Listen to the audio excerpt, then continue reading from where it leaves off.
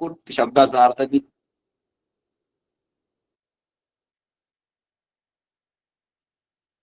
कुट म्हणजे काय तर मिथ्या. कुट म्हणजे मिथ्या आणि स्थ म्हणजे बुद्धीमध्ये स्थित असणार. म्हणून अशा प्रकारचं असंग रूपानं असणार.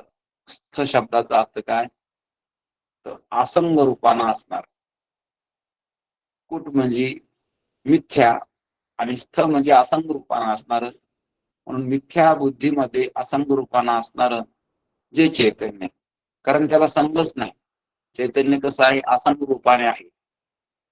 आणि असं जे साक्षी चैतन्य त्याला या ठिकाणी कुटस्थ अशा प्रकारचं नाव आहे. म्हणून ते स्वनाराच्या आयरनीप्रमाणे त्याला उपमा दिली. म्हणून ते कसं आहे तर असंग रूपानं. आता स्वनाराचे आयरन सर्व अलंकाराहून अलिप्त. सर्व अलंकार घडतेत मोडतेत, पण ते आयरन कसे आहे तर अलिप्त आहे. म्हणून कुटस्थ या ठिकाणी याला दृष्टांत देताना सोनाराचे आयरन हा दृष्टांत या ठिकाणी बऱ्याच जागेवर आपल्याला पाहायला मिळतो. म्हणून कुटस्थ याचा अर्थ मिथ्या बुद्धीमध्ये असंग रूपानं असणारा त्याला म्हणायचं कुटस्थ. पण बुद्धी कशी आहे तर मिथ्या आहे आणि त्या बुद्धीमध्ये जो असंग रूपाने आहे त्याला म्हणायचं कुटस्थ. साक्षी रूपाने आहे त्याला म्हणायचं कुटस्थ. आणि कसा आहे तर त्याला दृष्टांत त्याला सोनाराच्या आयरणी सारखा, की सोनाराची आयरनीवर अनेक प्रकारचे अलंकार घडतात, परंतु ते आयरन कोणत्याच अलंकाराप्रमाणे होत नाही, असंग आहे. तशा प्रकारचं त्या ठिकाणी होणारे व्यवहार सर्व होतात जातात, परंतु चैतन्य असंग रूपाने आहे. ते कोणत्याच प्रकारचं सुखानं सुखी दुःखानं दुःखी जन्म मरण धर्मवान होत नाही. कोणत्याच प्रकारचे शरीराचे अंतःकरणाचे धर्म त्याच्यावर लादले जात नाहीत. असं ते कसं आहे असंग, संगच नाही असं जे चैतन्य आहे ते कुटस्थ चैतन्य अलिप्त आहे. तसं अलिप्त कमळ जळी जळीसे. कमळ कसं असतं तर अलिप्त आहे. पाण्यामध्ये कमळ आहे तर ते अलिप्त रूपाने आहे. म्हणून ते जसं त्या ठिकाणी पाण्याचा त्या कमळाचा फुलावर पाण्याचा काही शिंतोडा गेला तरी पण त्यामध्ये ते भिजत नाही, अलिप्त असतात. तशा प्रकारचे कोणत्याही प्रकारचे या ठिकाणी चैतन्याला अशा प्रकारचं या सुखानं सुखी होत नाही, दुःखानं दुःखी होत नाही. तर कोणत्याही प्रकारचं त्या ठिकाणी त्याला त्याचा परिणाम या सुखदुःखाचा म्हणजे मनाचा परिणाम होत नाही. आणि जन्म मरणवान देहाचा सुद्धा ज्याच्यावर काही परिणाम होत नाही असं असंग रूपानं असणार जे चैतन्य त्याला कुटस्थ अशा प्रकारचं नाव आलं. म्हणून हे पहिलं लक्षण चैतन्याचं सांगताना कुटस्थ चैतन्य अशा प्रकारचं सांगितलेलं आहे. म्हणून या कुटस्थाचं लक्षण सोनाराच्या आयरणी प्रमाण, कारण सोनाराच्या आयरनीवर अनेक प्रकारचे अलंकार करतात, परंतु आयरन काही त्या अलंकाराप्रमाणे होत नाही. अंगठी केली तर आयरन अंगठी सारखी झाली नाही. 7 पीस केलं काहीतरी बाळ्या बोगड्या पहिल्या काळातले अलंकार ते जरी केले तरी पण ते तशी आयरन काही तशी होत नाही. अशा प्रकारचं कुटस्थच्या ठिकाणी तो अलिप्त असतो. म्हणून कसा तर काही व्यवहार व्हावा लागले परंतु तो त्यानं बाधित होत नाही. असं कुटस्थ चैतन्य त्याला कुटस्थ म्हणा, साक्षी म्हणा, आत्मा म्हणा असे त्याला शास्त्रामध्ये त्या त्या अशा प्रकारच्या ठिकाणी तशी तशी नावं आलेले आहेत. म्हणून इथं कुटस्थ आणि कुटस्थ शब्दाचा अर्थ सुद्धा आपण बघितला.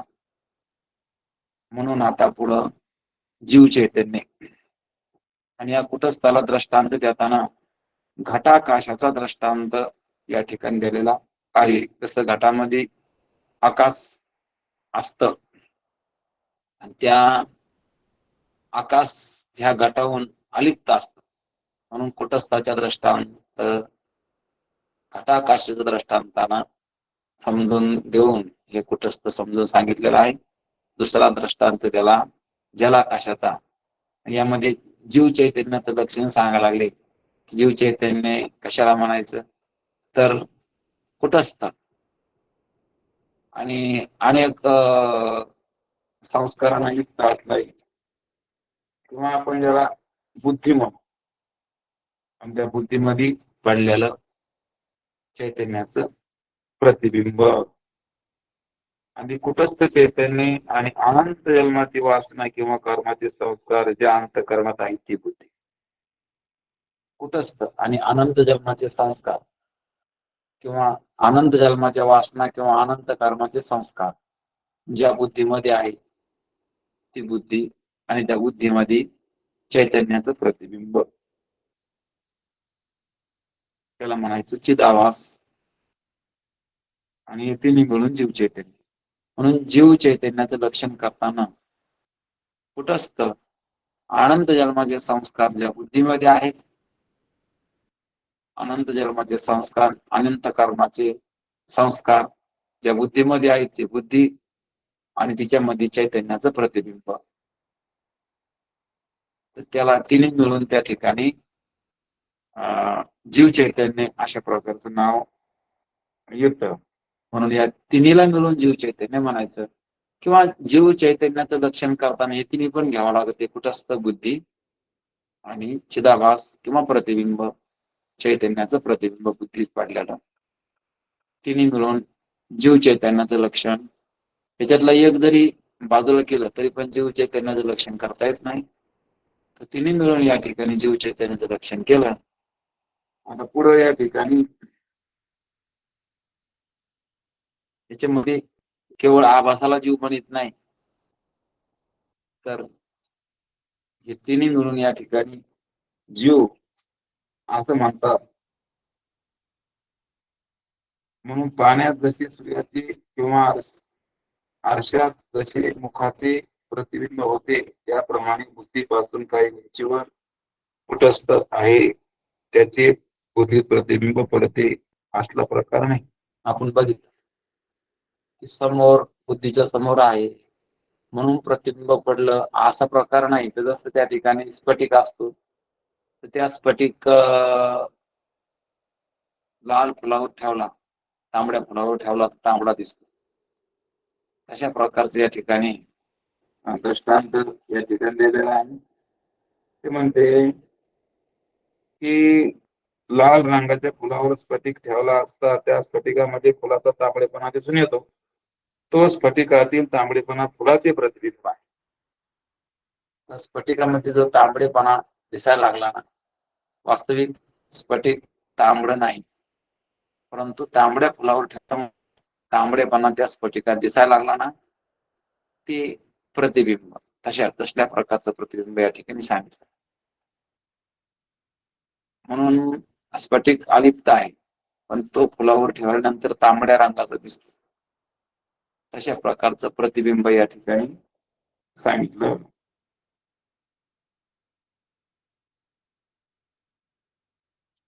म्हणून आपण ना आपल्याला एक प्रश्न झाला होता की स्वच्छ उपाधीचा संबंध झाला तर उपाधीच्या प्रकाशाला विशेषता येते. त्याची प्रचिती दिव्यावर काचेची नळी ठेवली असता सर्वाला येते. स्वच्छ सामान्य प्रकाश स्वच्छ आहे, तर त्याच्यामध्ये काचेत नळी ठेवली आहे. कशावर? सामान्य प्रकाश स्वच्छ उपाधीचा संबंध झाला तर उपाधीच्या प्रकाशाला विशेषता येते.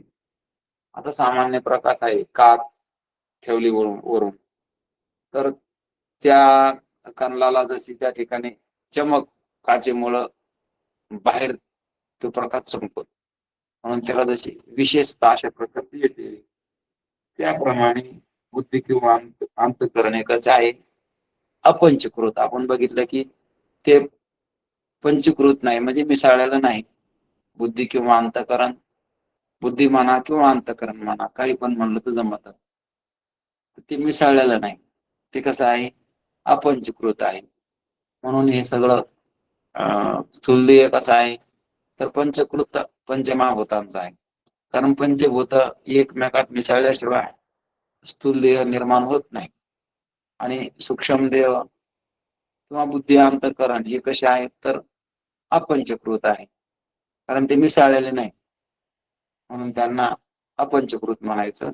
आणि जे पंचभूतामध्ये एकमेकात मिसळले त्यांना पंचकृत म्हणायचं. हे पंचकरणामध्ये जसं त्या ठिकाणी आपल्याला पाहायला मिळतं. म्हणून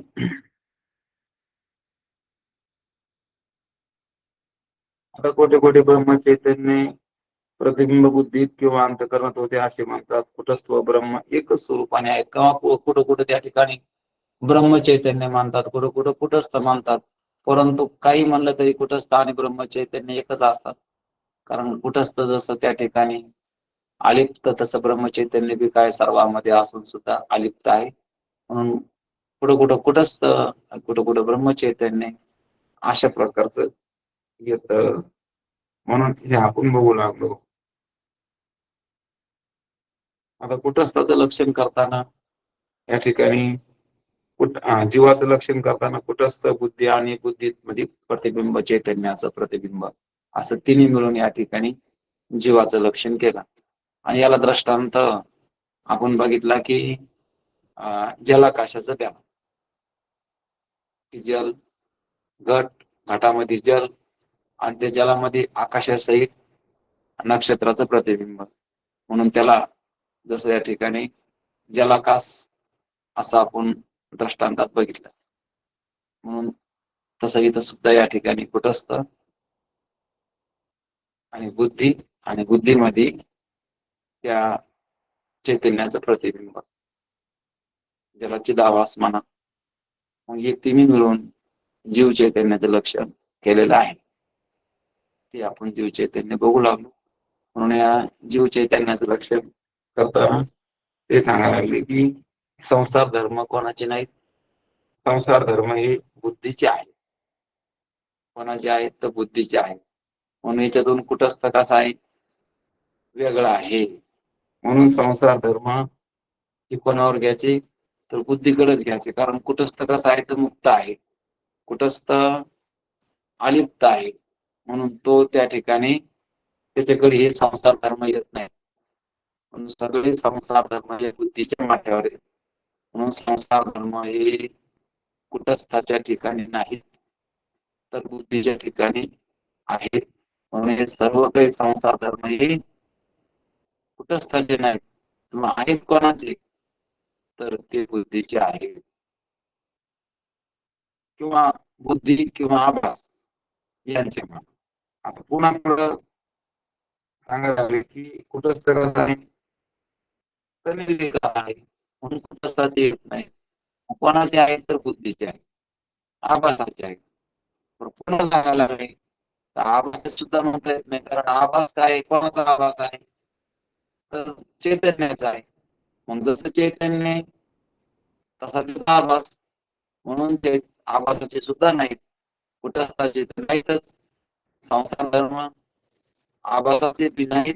मग आहेत कोणाचे संसार धर्म, मग बुद्धीचे आहे. बुद्धीच्या माथ्यावर टाकून द्यायचे. संसार धर्म हे बुद्धीचे आहेत. आणि म्हणून हे संसार धर्म हे बुद्धीचे आहे, चैतन्याचे, कारण कुटस्थाचे नाही. आणि प्रतिबिंबाचे सुद्धा नाही, चिदाभासाचे सुद्धा नाही. आहेत तर कोणाचे, तर बुद्धीचे आहे. म्हणून सूक्ष्म विचार केला तर संसार धर्म आभासाचेही नाही. कारण आभास कुटस्थाचा किंवा ब्रह्मचैतन्याचा आहे. आता कुटस्थाचा म्हणा किंवा ब्रह्मचैतन्याचा म्हणा, कोण, आभास. म्हणून आभासाचे सुद्धा नाही. आहेत कोणाचे, तर बुद्धीचे आहे. म्हणून संसार धर्म हे बुद्धीच्या माथ्यावर टाकायचे. हे कुटस्थाचे नाहीतच, आणि बुद्धीचे सुद्धा कुटस्थाचे नाही, चिदाभासाचे सुद्धा म्हणजे कुटस्थाचे नाहीत. आणि त्याचं जे प्रतिबिंब आहे, की ज्याला चिदाभास म्हणतो आपण, त्याची सुद्धा नाही. आहेत कोणाचे, तर बुद्धीचे आहेत. कारण चिदाभासाचे का नाही, तर ते प्रतिबिंब आहे कोणाचं, तर प्रतिबिंब हे चैतन्याचं आहे. म्हणून जसं चैतन्य अलिप्त आहे तसं प्रतिबिंब सुद्धा कसं आहे, अलिप्त आहे. जसं आपण पाहतो की तसं बिंब जसं असतं तसं प्रतिबिंब असतं. की एखाद्या पाहणाऱ्याच्या डोक्याला जर पागोटा असला, फेटा असला, तर प्रतिबिंब सुद्धा तसंच निघतं. म्हणजे प्रतिबिंबाच्या डोक्याला सुद्धा फेटाच निघतो, पागोटाच त्या ठिकाणी दिसतं. म्हणून जसं बिंबात धर्म तसे प्रतिबिंबामध्ये दिसून येते. म्हणून हे धर्म कुटस्थाचे नाहीत, तर कुटस्थाचं प्रतिबिंब चिदाभास त्याचे पण नाहीत. मग हे संसार धर्म आहेत कोणाचे, तर ते बुद्धीचे आहेत. आणि सगळे संसार धर्म हे बुद्धीच्या माथ्यावर टाकायचे आणि असं या ठिकाणी सांगायला लागले. म्हणून एकट्या बुद्धीचेच आहे, त्या बुद्धीचे आभास असल्यामुळे बुद्धी संबंधाने आभासाचे आहेत असे वाटते. मात्र आता आभासाचे आहेत असं वाटत, पण आभासाचे नाहीत. म्हणून दृष्टांत खूप सुंदर दिलेला आहे माझा. आपण बघितला की आभास कसा, प्रतिबिंब कसं, तर जसं त्या तांबड्या फुलावर स्फटिक ठेवला तर स्फटिक तांबडा दिसायलाय पण तांबडा नाही. महत्वाचं दृष्टांत आहे. म्हणून दृष्टांत सुद्धा खूप सुंदर विचारसागरात दिलेले आहे की स्फटिक तांबडा दिसायला लागला, प्रतिबिंब सांगताना दृष्टांत दिलेला आहे. स्फटिक तांबडा दिसायला लागला पण तांबडा झालेला नाही, तर ते तांबड्या फुलाचं प्रतिबिंब त्या स्फटिकामध्येच पडलं. म्हणून तांबडेपणा त्या स्फटिकाचा वाटायला लागला, पण स्फटिक तांबडा नाही. तर तो जसा अलिप्त आहे तसं बिंब जसं अलिप्त आहे तसं प्रतिबिंब सुद्धा कसं आहे, अलिप्त आहे. आणि म्हणून हे धर्म सर्व कोणाचे, संसार धर्म तर बुद्धीचे आहेत, म्हणून बिंबाचे बी नाही आणि प्रतिबिंबाचे सुद्धा म्हणजे आभासाचे सुद्धा नाहीत. आहेत कोणाचे, तर मग ते सांगायला लागले की हे धर्म बुद्धीचे आहेत. म्हणून हे बुद्धीच्या माथ्यावर टाकून द्यायचे, आपले नाहीत. म्हणजे आपल्या ठिकाणी हे संसार धर्म नाहीत. मग आहेत तर मग ते बुद्धीचे आहेत. म्हणून या ठिकाणी आता वस्तुतः जर आभासाच्या ठिकाणी संसार धर्म सिद्ध झाले तर ते मग कुटस्थाचे मुळीच नाही. जर आभासाच्या ठिकाणी संसार धर्म नाहीत असे सिद्ध झाले तर कुटस्थाचे मुळीच नाही. कारण आभासाच्या ठिकाणी जर नाही तर कुटस्थाचे कसे असते, हे वेगळा सांगायला नको. कारण हे काही वेगळं सांगायची गरज नाही. कारण आभासाच्या ठिकाणी जर संसार धर्म नाही तर कुटस्थाच्या ठिकाणी सहजच नाही. म्हणून हे काही वेगळं सांगायचं नाही. कारण आभासाच्या ठिकाणी संसार धर्म नाही म्हणून कुटस्थाच्या ठिकाणी नाहीत असं काही वेगळं सांगायची गरज नाही. म्हणून हे संसार धर्म आहेत ते बुद्धीच्या माथ्यावर टाकायचे. म्हणून जे धर्म जे आत्मा आत्मा याच्या ठाई आयचे जाणणे ते पायी आणा. म्हणून ज्याचे त्याचे धर्म ज्याच्या त्याच्यावर टाकून द्यायचे, ते किती देईचे धर्म दे, देहाचे धर्म देहाच्या माथ्यावर, आत्मा आत्म्याच्या ठाई आणि आत्म्याचे धर्म आत्म्याच्या ठिकाणी आत्म्याला पाहतात. परंतु असे पाहणारे असे जाणण्याचे पायी आणाती. पण असे समजून घेणारे लोक तुरळक आहेत किंवा या वाटेला जास्त गर्दी नाही, तर इकडे जास्त गर्दी. म्हणून अशा विचाराच्या परमार्थाला जास्त गर्दी नाही किंवा जास्त या वाटेवर लोक येत नाहीत.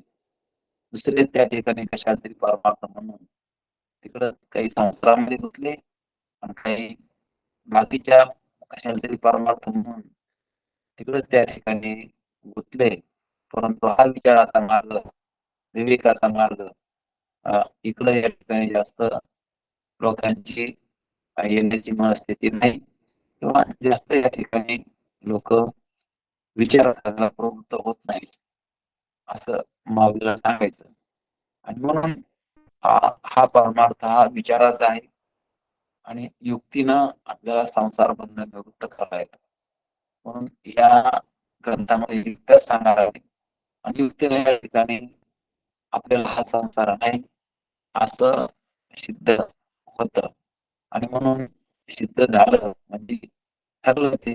आणि जे वापरू लागलं किंवा बळच आपण त्याला मानू लागलो ते आपण नसल्यालाच या ठिकाणी त्याला मान्यता देऊन त्या नसलेल्या वस्तूचा स्वीकार करू लागलो. जसं झोपी गेलेला मनुष्य बळच त्या ठिकाणी तिथं काही नसताना सुद्धा स्वर आले त्या ठिकाणी म्हणून खूप वर्धत असतो. वास्तविक त्या ठिकाणी काही नसतं म्हणून त्याचीच मान्यता असते ती. अशा प्रकारची तर सुद्धा जीवानच या ठिकाणी ह्या सर्व काही कल्पना खऱ्या समजून हे जगाला खरं मानलेलं असतं. वास्तविक विचारानं जर जग खोटं ठरलं मग आता याला पुन्हा खरं कोण करणार आहे, कारण यालाच खरं मानलं होतं. आता यालाच या ठिकाणी आपल्या बुद्धीचा कस त्या ठिकाणी लावून युक्तीनं जग नाही, कारण याचं असणं सतत नाही आणि सतत नाही म्हणून हे सत्य नाही आणि सत्य या ठिकाणी आहे तर तो मीच आहे, कारण मी सतत आहे. आणि हे ढगाळासारखं जसं आकाशामध्ये ढगाळा येतात आणि जाते म्हणून ते काही स्थायी नाहीत, ते नित्य नाहीत आणि तेच नाहीत. तर पहिलं गेलं दुसरं आलं तिसरं गेलं पण आकाश त्या ढगासंग आलं गेलं नाही तर ते तिथंच. म्हणून ते नाही जात कोठे कोठे येत फिरून या अवघेची वाया विना बोल. म्हणून कुठं जात बी नाही कुठं येत बी नाही, जसं आहे तसंच आहे.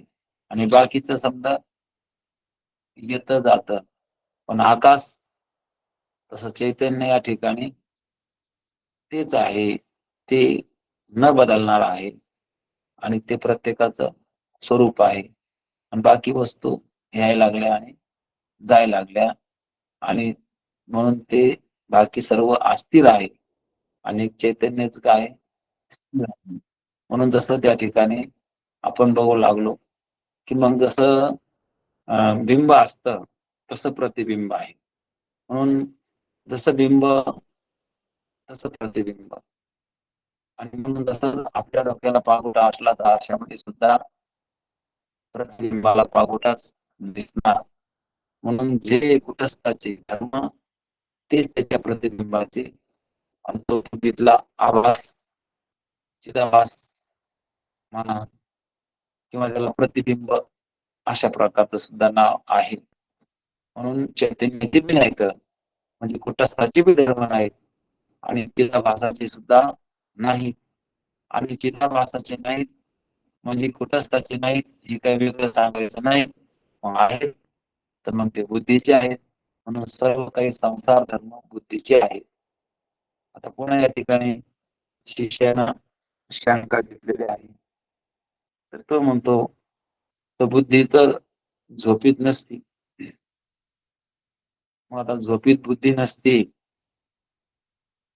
तर याला उत्तर देताना श्रीगुरु सांगतात की झोपीमध्ये बुद्धी नाही असं नाही तर तिच्या कारणामध्ये ती लीन झाली म्हणजे अज्ञानामध्ये. म्हणून आपण बघितलं की वेष्टी अज्ञान हे घेतलं होतं. म्हणून वेष्टी अज्ञान आणि वेष्टी अज्ञानामध्ये जे प्रतिबिंब आणि म्हणून या ठिकाणी जीवपणा वेष्टी अज्ञानामध्ये आहे. सुखदुःखादी संसार धर्म बुद्धी असल्याशिवाय प्रतीत होत नाहीत. म्हणून बुद्धी बी या ठिकाणी घेतली आणि वेष्टी अज्ञान सुद्धा या ठिकाणी घेतलं. एका शरीरात जो अज्ञानाचा कारण असेल ते वेष्टी अज्ञान. आता दुसरे लक्षण कुटस्थ चैतन्य वेष्टी अज्ञान आणि वेष्टी अज्ञाना चैतन्याचा आभास. म्हणून दुसरं लक्षण करताना कुटस्थ चैतन्य जीव चैतन्याचं लक्षण सांगताना पुन्हा एक दुसरा भाग सांगायला लागले कुटस्थ चैतन्य वेष्टी अज्ञान आणि त्या वेष्टी अज्ञानामध्ये चैतन्याचा आभास असं लक्षण केलं. पहिलं आपण बघितलं की कुटस्थ चैतन्य बुद्धी आणि बुद्धी चैतन्याचा आभास असं विलक्षण केलं आणि परत या ठिकाणी कुटस्थ चैतन्य वेष्टी आज्ञा आणि वेष्टी अज्ञाना चैतन्याचा आभास हे तिन्ही मिळून जीव चैतन्य असं सुद्धा लक्षण या ठिकाणी केलं. म्हणून दोन्ही प्रकार या ठिकाणी घेता येतील. आणि दोन्ही प्रकाराने कसं घ्यायचं तर ते म्हणले जीवपणा वेष्टी अज्ञानात आहे आणि सुख दुःखादी धर्म बुद्धीचे आहे. बुद्धी असल्याशिवाय प्रतीत होत नाही सुख दुःख धर्म. कारण सुख दुःख धर्म प्रतीत व्हायला काय लागलं तर बुद्धी लागली. बर, आता मुख्य जीवपणा कशामध्ये आहे ते वेष्टी अज्ञानामध्ये आहे. आणि म्हणून वेष्टी अज्ञान बी घेता येतं आणि दोन्ही पण त्या ठिकाणी घेता येतं. म्हणून बुद्धी बी घेता येते, वेष्टी अज्ञान घेता येतं. म्हणून या ठिकाणी सांगितलं की कुटस्थ चैतन्य, वेष्टी अज्ञान आणि त्या वेष्टी अज्ञानामध्ये चैतन्याचं प्रतिबिंब असं मिळून जीव चैतन्याचं लक्षण या ठिकाणी केलं.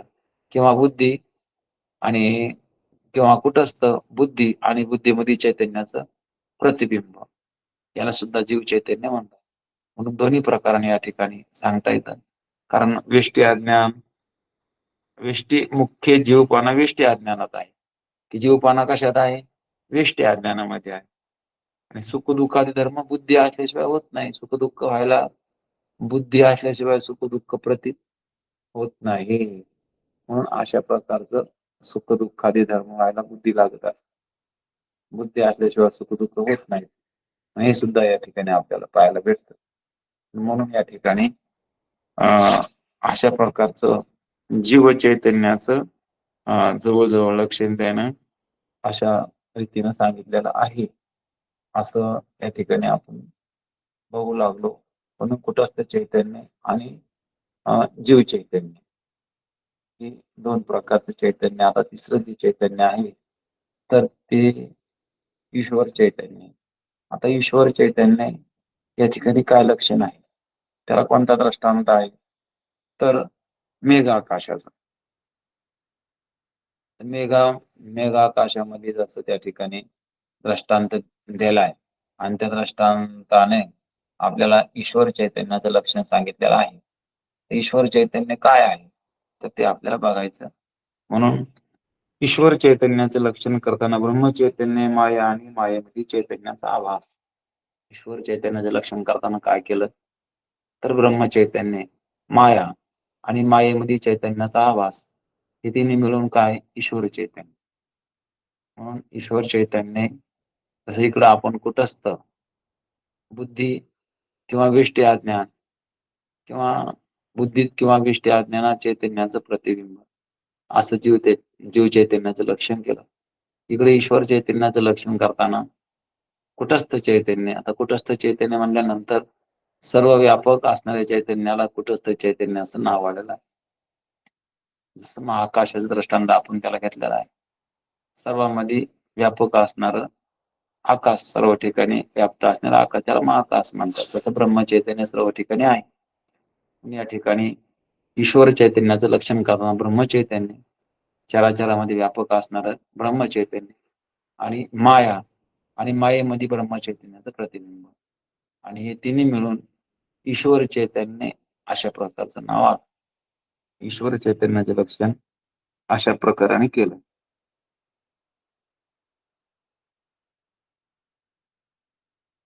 तीन पदार्थ वरील ईश्वर चैतन्याच्या लक्षणात आहेत.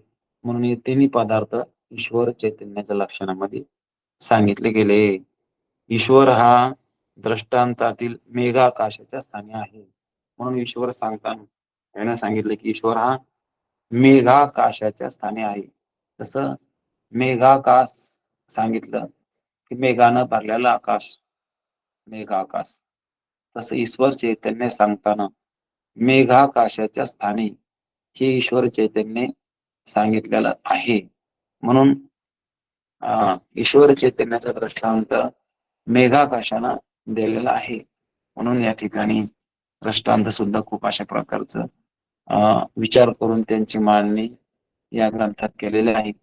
कारण मेघानं भरलेला आकाश, मेघामध्ये सर्व काही पाणीच असतं म्हणून याला सर्व ठिकाणी ईश्वर व्याप्त आहे चराचरामध्ये आणि म्हणून ईश्वराचा दृष्टांत देताना मेघाकाशाचा दृष्टांत या ठिकाणी दिलेला आहे. सर्व अंतर्यामी आहे.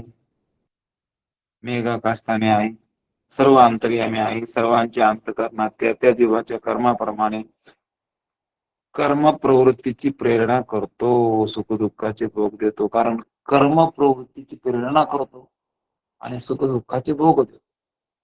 कारण जसे कर्माचे पूर्वीचे संस्कार तशा प्रकारचे कर्म घडतं, म्हणजे कर्माची प्रवृत्ती.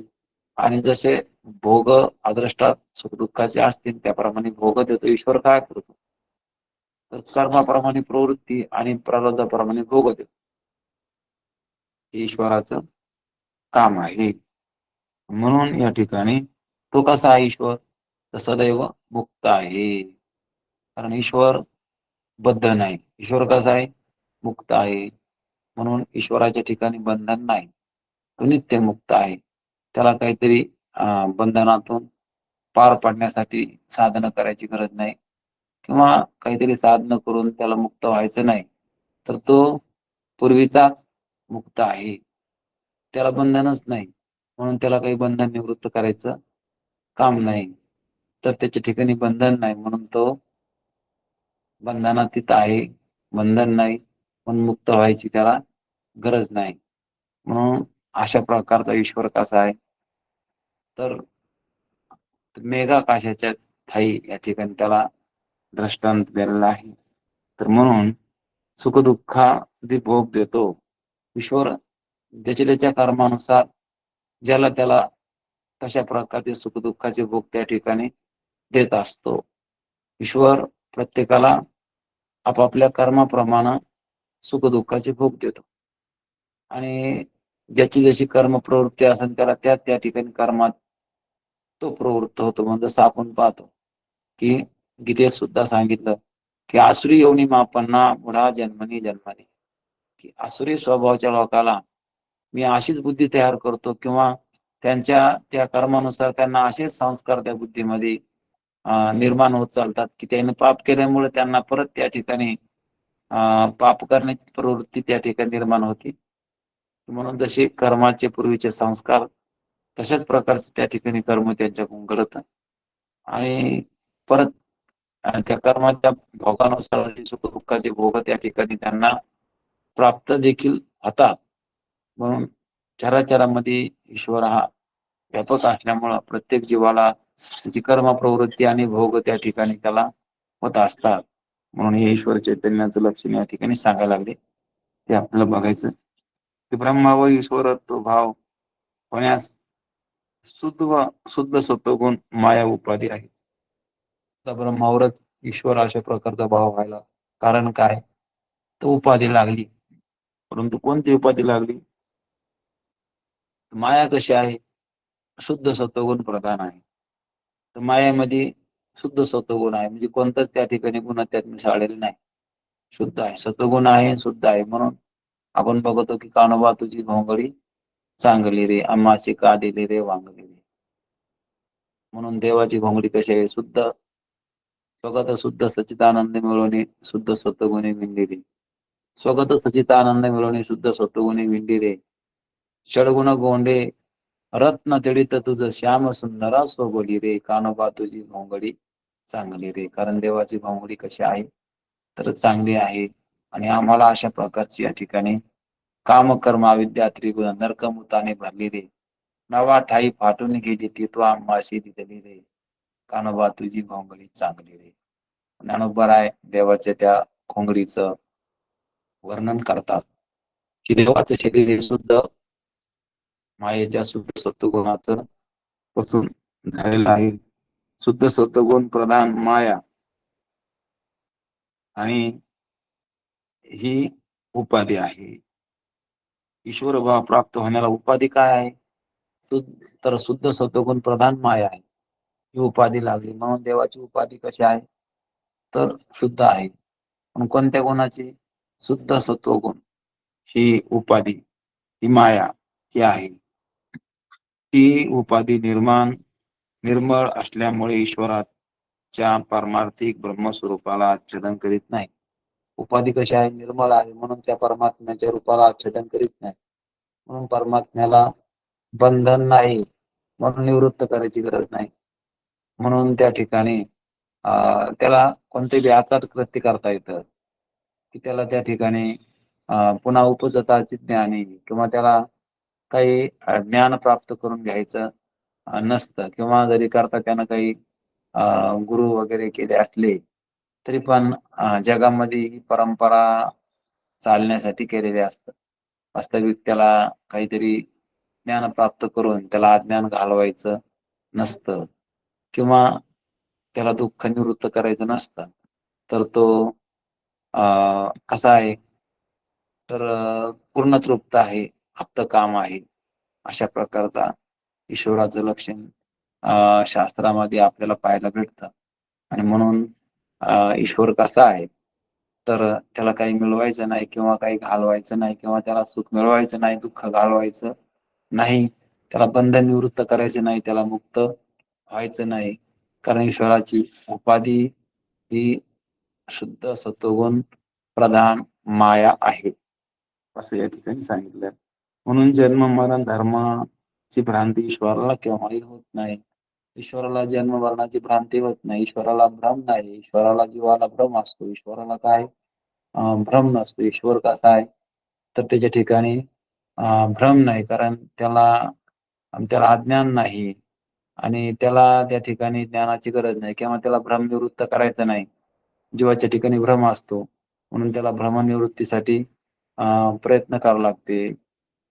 त्याला ज्ञानाची प्राप्ती करून घ्यावी लागत असते. ईश्वराला भ्रमच नाही.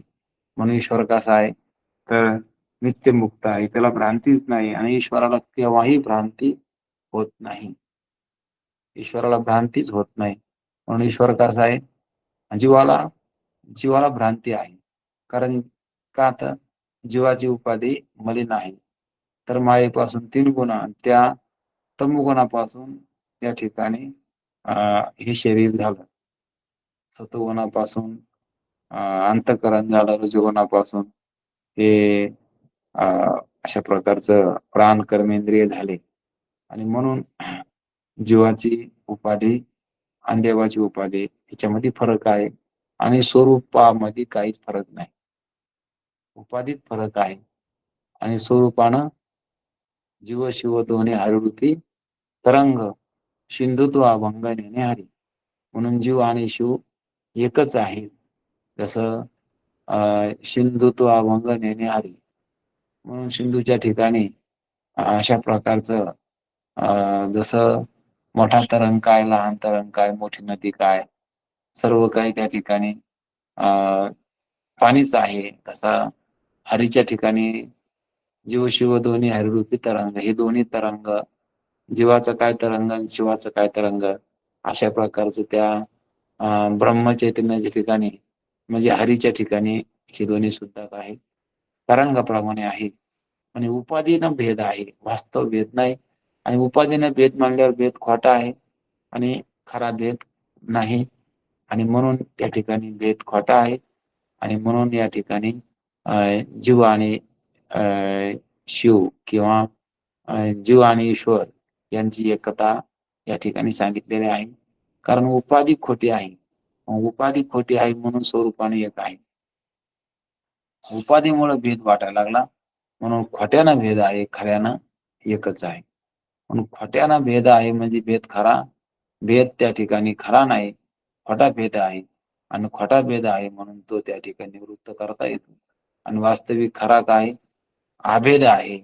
म्हणून या ठिकाणी जीव आणि शिव यांचा आभेद या ठिकाणी सांगितलेला आहे. म्हणून आता जीव चैतन्याचं लक्षण या ठिकाणी सांगायला लागले की जन्म मरणाची भ्रांती ईश्वराला केव्हा होत नाही. ईश्वराला जन्म आणि मरणाची भ्रांती होत नाही. त्याला भ्रम नाही की मला जन्म मरण निवृत्त करायचं काम नाही किंवा जन्म मरण धर्मवान स्वतःला तो समजित नाही. ईश्वराला ज्ञान असल्यामुळं त्याला भ्रांतीच नाही. आपण बघितलं त्याला भ्रमच नाही, तर निवृत्त करायचं कामच नाही. म्हणून कोणता भ्रम नाही, तर जन्म मरणाचा सुद्धा भ्रम नाही. आता बाकीचा भ्रम त्या ठिकाणी नाही, हे काही वेगळं सांगायची गरज नाही. किंवा सगळ्यात मोठा भ्रम कोणता आहे, तर जन्म मरणाचा भ्रम आहे. तो सुद्धा ईश्वराच्या ठिकाणी नाही. तर बाकीचे भ्रम नाही, हे काही सांगायचं काम नाही. ईश्वराला भ्रांती नाही, भ्रम नाही आणि सच्चिदानंद आत्मस्वरूपाच्या ठिकाणी जन्म मरणादी संसार धर्माची प्रती न होणे हेच मुक्तपणाचे लक्षण आहे. म्हणून सच्चिदानंद आत्मस्वरूपाच्या ठिकाणी जन्म मरणाची धर्माची प्रतीती न होणं. आता मी जन्म मरण धर्मवान आहे अशा प्रकारची प्रतीती न होणं माझ्या सच्चिदानंद स्वरूपाच्या ठिकाणी, याला तर मुक्तता म्हणायची. कारण अशी प्रतीती सुद्धा न म्हणजे दृढ होणं आणि मी न मरणार आहे. म्हणून यासाठीच नेहमीच या ठिकाणी सतशास्त्राचं किंवा संत संगतीचं चिंतन घडलं तर त्याच्या ठिकाणी मी जाणणारा आणि ते न मरणारा न बदलणारा अशा प्रकारचं त्या ठिकाणी दृढ होत असतं. मग आपण जे ऐकत असतो बोलत असतो तेच मनामध्ये दृढ होत असतं. म्हणून ज्याला ब्रह्मप्राप्ती करून घ्यायची किंवा या संसारातून निवृत्त व्हायचं तर त्यानं अशा प्रकारचं हे खोटं जेणेकरून गळून पडन किंवा खरं जेणेकरून दृढ होईल असे त्या ठिकाणी त्याचे प्रयत्न पाहिजे. नाहीतर मग ते खोटं दृढ झालं तर मग ते पुन्हा त्या ठिकाणी दृढ झाल्यामुळं तेच पुन्हा त्या ठिकाणी पक्क होतं किंवा भ्रमच त्या ठिकाणी पोचल्या जातो आणि भ्रम पोचला गेला तर मग तो पुन्हा काढायला जड जातो. म्हणून नेहमी संसाराबद्दलचं गुणगान करणं किंवा संसाराबद्दल बोलणं, अनावश्यक गोष्टी करीत राहणं किंवा अनावश्यक त्या ठिकाणी करीत बसणं हे जसं त्या ठिकाणी संसार बंधन दृढ केल्यासारखं आहे. आणि नेहमी मी आत्मा आहे, ब्रह्म आहे अशा प्रकारचं चिंतन करीत राहणं तर हेच या ठिकाणी संसार बंधन निवृत्त करणं अशा प्रकारचं आहे. कारण मी ब्रह्मस्वरूप आहे, मीच या ठिकाणी चैतन्य आहे असं स्वतः त्या ठिकाणी आपणच घोषित करणं. दुसऱ्या कोणी इच्छाच नाही तर मीच या ठिकाणी ब्रह्मस्वरूप आहे, मीच या सर्वांचा साक्षी आहे, जाणणार आहे, सर्व ठिकाणी व्यापक आहे. म्हणून मला सोडून या ठिकाणी दुसरं काही नाही. म्हणून मीच या सर्वांमध्ये ओतप्रोत अशा प्रकारचा भरलेला आहे असं जे चिंतन असतं मग यानंच या ठिकाणी मी ब्रह्म आहे अशा प्रकारची प्रतीती जीवाला येत असते. म्हणून आता आपण पाहतो की साधू संतांनी सुद्धा मी वासुदेव तत्वता कळो येईल विचारिता आहे ठाऊक सभागी या संता नाही तुझा अनेक मागुता. म्हणून स्वतःची ओळख सांगताना त्यानं सांगितलं की मी कोण आहे तर त्यांना विचारल्यावर त्यांना सांगितलं की मी तो वासुदेव तत्वतः, मी खऱ्यानं अशा प्रकारचा वासुदेव आहे तत्वतः, विचारानं सिद्ध झालं. नुसतं बोलणं नाही तर विचारानं सिद्ध झालं. मी कोण आहे वासुदेव तत्वतः कळो येईल विचारिता. तुम्ही सुद्धा विचार करून पाहिलं तुम्हाला सुद्धा असंच कळून येईल की सर्वांचं स्वरूप काय वासुदेव आहे ठाऊक आणि हे संताला ठाऊक आहे. आहे ठाऊक सभाग्या आणि कोणत्या संताला ठाऊक नाही जे पोटाच्या पैशाच्या मोठेपणाच्या माग लागले की ते अभागी संत आहेत. आणि जे या ठिकाणी अशा बोधावर आहेत निष्काम ते सभागी संत आहेत. म्हणून आहे ठाऊक सभागी या संता नाही तुझा अनेक मागुता.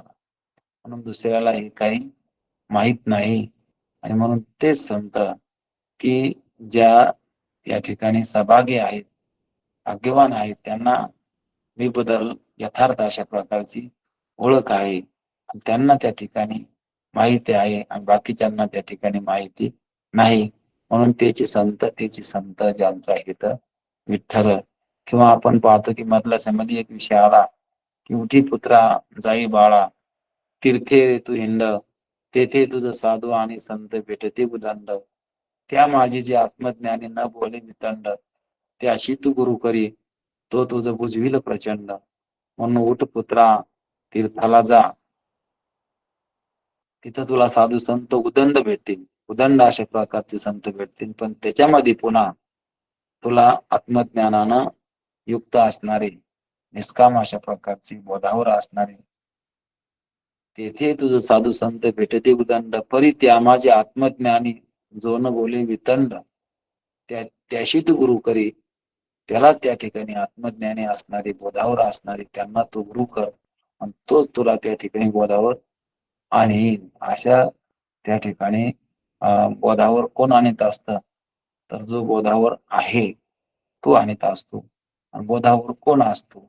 तर जो माईक पदार्थ ज्यांना माईक आहे असं कळालं, किंवा हे भ्रमातले भासणारे पदार्थ, भासणाऱ्या सगळ्या वस्तू ज्याला त्या ठिकाणी खऱ्या नाही, वास्तव नाही, अशी प्रकारची समजूत ज्याची झाली, तर तोच कसा आहे? बोधावर आहे. आणि जो बोधावर आहे तोच दुसऱ्याला बोधावर आणू शकतो. म्हणून बोध दिला मज सांगा ते, मार्ग दाविला नीट. आणि तेच त्या ठिकाणी संत बोध करीत असते आणि त्याच्यानंच भ्रांती जात असते. बोध दिला मज सांगा ते, मार्ग दाविला नीट. भ्रांती समोर गेली दिसू लागली वाट, नाचत प्रेमचंदे चालू लागलो सपाट. एका जनार्दनी पावलो पंढरी पेठ. म्हणजे ते ब्रह्मसुखाची पेठ, ब्रह्मसुखाला मी प्राप्त झालो. पंढरी म्हणजे जो पांडुरंग आहे, अशा प्रकारचं त्या ठिकाणी मी त्या ब्रह्मसुखाला पात्र झालो. आणि म्हणून असा ब्रह्मानंदाची अनुभूती मला आली, की जी काही संताला आली होती. हे हृदयचे ते हृदय घातले, की जसं या हृदयातलं त्या हृदयामध्ये टाकणं. म्हणून जसं त्यांना निश्चय त्यांचा होता, तसाच माझा निश्चय झाला. जसं ह्या देवात तेव्हा त्या दिव्यानं लावला, जसं त्या दिव्याचा उजेड तसा ह्या दिव्यात सुद्धा उजेड पडत असतो. म्हणून त्यांचा जसा निश्चय आहे तसा निश्चय या ठिकाणी त्यांच्या संगतीत राहिल्यानं होत असतो. आणि म्हणून त्यांना जे कळालं तेच त्यांच्या शब्दांचा अर्थ जो कळून घेईन त्यांना सुद्धा तेच कळत असतं. किंवा संत ज्या बोधावर आहेत तर तोच बोध त्यांच्या संगतीत किंवा त्यांच्या विचारामध्ये त्यांच्या विचाराचा किंवा त्यांच्या शब्दाचा अर्थ करून त्याप्रमाणे निश्चय केला, तर त्यांना सुद्धा अशा प्रकारची जी संताला अनुभूती आली किंवा संतांचा जो निश्चय झाला तोच त्या ठिकाणी त्यांचा सुद्धा होत असतो, की जो त्यांच्या शब्दांचा अर्थ लक्षात घेऊन त्या ठिकाणी अशा प्रकारचा त्याचा अर्थ करीन. त्यांना सुद्धा जी संतांना जी भूमिका प्राप्त झाली किंवा संतांना जो बोध त्या ठिकाणी प्राप्त झाला किंवा जे आत्मानंदामध्ये संत असते तोच आनंद त्यांना प्राप्त होतो, असं या संतांचं महत्व आहे. म्हणून आता या ठिकाणी आपला वेळ झाला, आता पसायला होईल. आता विश्वात्मके देवे हेने वागयज्ञ तो सावे, तो सोने मजल्यावे पसायदा. जे खळाची व्यंकटी सांडो, तया सत्कर्मी रती वाढो. होता परस्परे पडो मैत्र जीवांचे, दुरितांचे तिमिर जावो. विश्व स्वधर्म सूर्य पाहो, जो जीवांची तो तेला हो प्राणी जात. वर्षोत सकळ मंगळी ईश्वर निष्ठांची मांद्याळी, अनुवर्त भूमंडळी भेटतो त्याला. कला कल्पतरुची आवो, चैतना चिंता मनीचे गावो. बोलती जे अर्णव पुरुषांचे, चंद्रमेधी अलांछा मार्दंड जे तापहीन. हे सर्व सदा सज्जन स्वैदेव, किंबहुना सर्व सुखी पूर्ण होवो नितीन लोकी. आदि पोथी आतंगे आणि ग्रंथ उपजीवे विशेष लोकी. दृष्टा दृष्ट विजय हेत म्हणे श्री विश्वेश्वराव, हा होईल दान पसाव. हे वर ज्ञान देव सुखियाला, हे वर ज्ञान देव सुखियाला. पुंडलिका उदय ठल श्री ज्ञानदेव तुकाराम. पंढरनाथ भगवान की जय. माऊली ज्ञानेश्वर महाराज, जगद्गुरु तुकाराम महाराज की जय. सर्वांना रामकृष्ण.